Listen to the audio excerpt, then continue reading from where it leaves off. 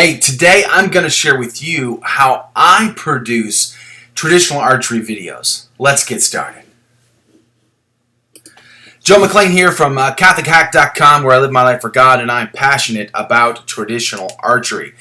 And unfortunately, I wasn't able to produce a standard video, and I'm feeling a little sick and working really late at night this week.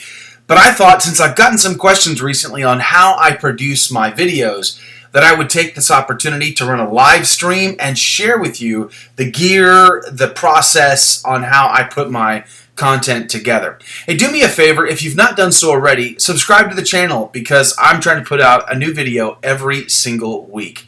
And I'd be really grateful for you to be a part of the community.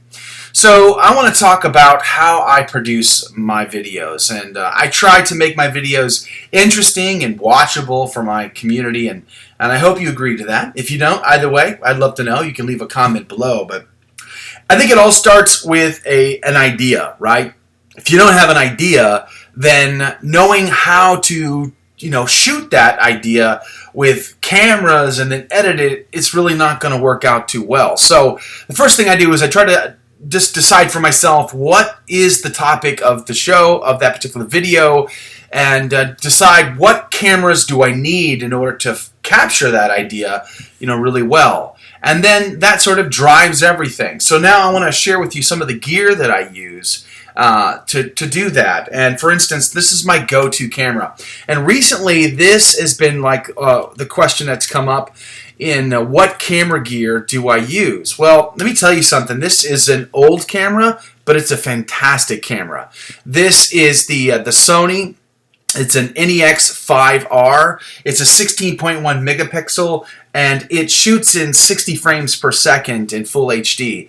It's a really good camera, but let me tell you that when this was brand new years ago, it was over $700. I got this thing for, I think, $130 or something at a local pawn shop. Those pawn shops are gold mines. So if you are interested in producing traditional archery videos, you know what? Don't feel like you have to have all the best equipment before you get started. I mean, my first videos were produced just using a cell phone, an older iPhone than this one even.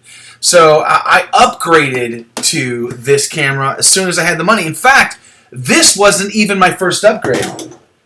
This was my first upgrade, just a camcorder that I got at the local Best Buy.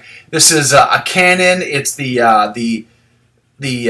is the Vixia HF-R50.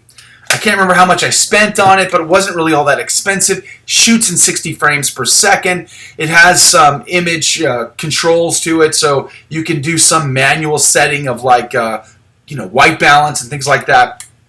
It's not a bad camera. I still use this camera all the time in my videos. I tend to use it as like the secondary angle or the target angle. And but then I was able to find this at the pawn shop. Now I also picked up a sports cam. Now this is not a GoPro.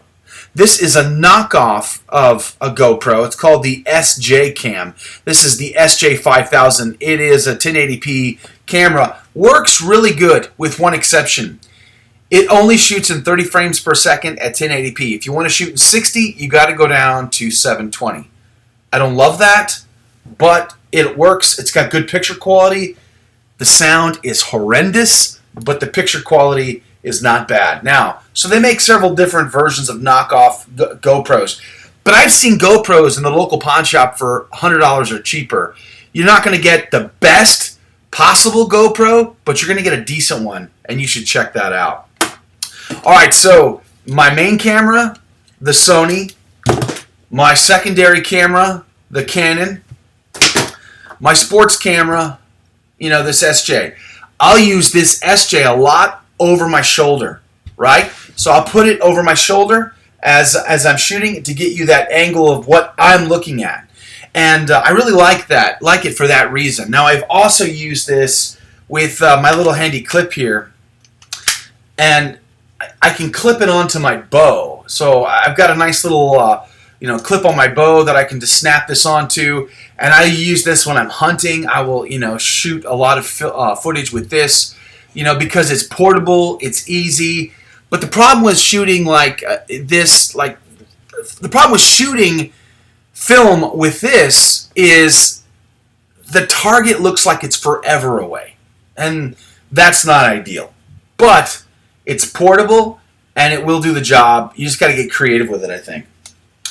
So I did recently get this donated to me. This is a Nikon. I think it's the D5000. It's an older Nikon. Really good lens on this. Takes fantastic pictures. Unfortunately, it doesn't do full HD. It's only 720, so that's not really ideal.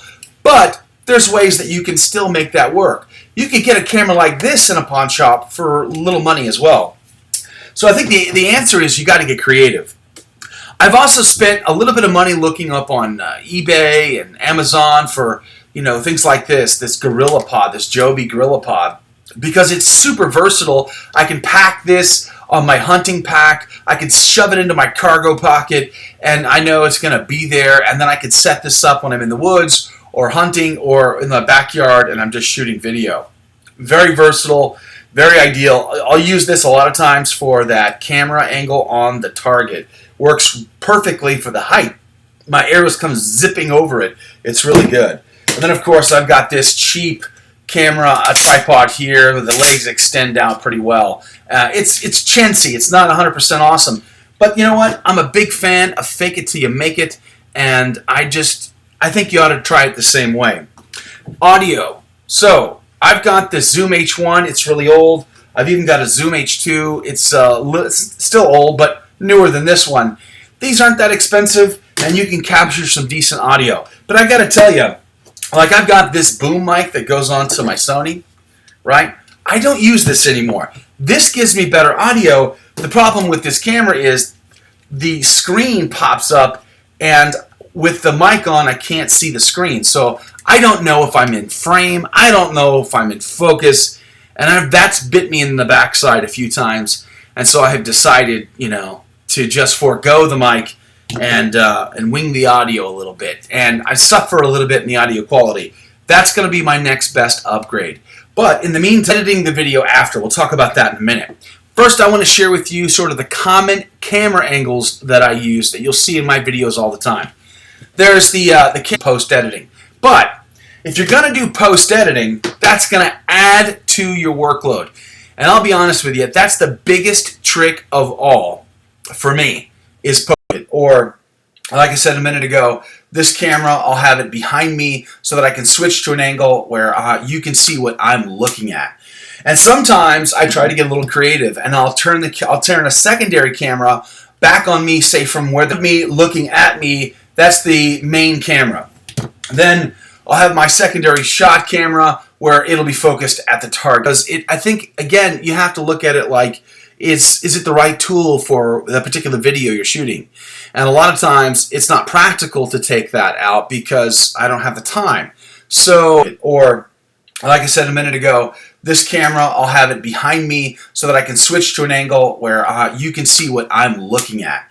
And sometimes I try to get a little creative, and I'll turn a secondary camera back on me, say from where they go, out in the field where I have tons of space, it's safe, and we can fly the drone, capture some really epic footage, and have a lot of fun with that. I'll probably link to a target looking back to me. And that's kind of a fun angle too. And then other times I'll create a secondary angle, so if I'm shooting, I'll have a camera off to the side just to get another angle up or something like that. I also have a drone so that's my gear, and pretty basic. Again, be thrifty. You'll find an option that'll work for you. Now let me show you. So I can sync all my my cameras, and so I can take. So you can see over here how I've got all the camera angles synced up. You see how I'm clapping my hands right? My editing process.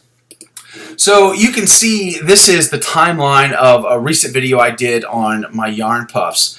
And the first thing I do when I'm in Adobe Premiere is I will sync my video. The clapboard in a movie. That loud slap is what I need in order to sync all those cameras.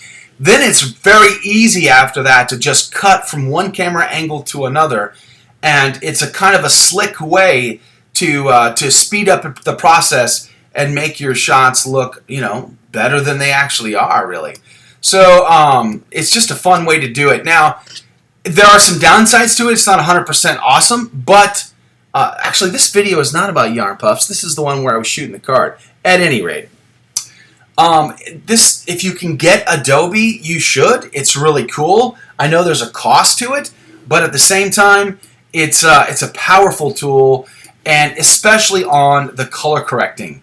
So you can see I try to do a lot of color correcting. I try to create a certain color grade to my images to make them look a little more deep or rich or interesting. So I will adjust my footage with this Luma corrector in Adobe Premiere Pro. And that takes the most time. That is the most time out of everything. Hours are spent trying to color grade the footage, and that is, that's the hardest part of maintaining a schedule of a video a week, to be honest with you. I would love to outsource that just so I can focus on more content, creating interesting content, and getting the video editing done elsewhere. But that's just not the way it is right now. But it's okay. We persevere. So that's kind of my process for ideas,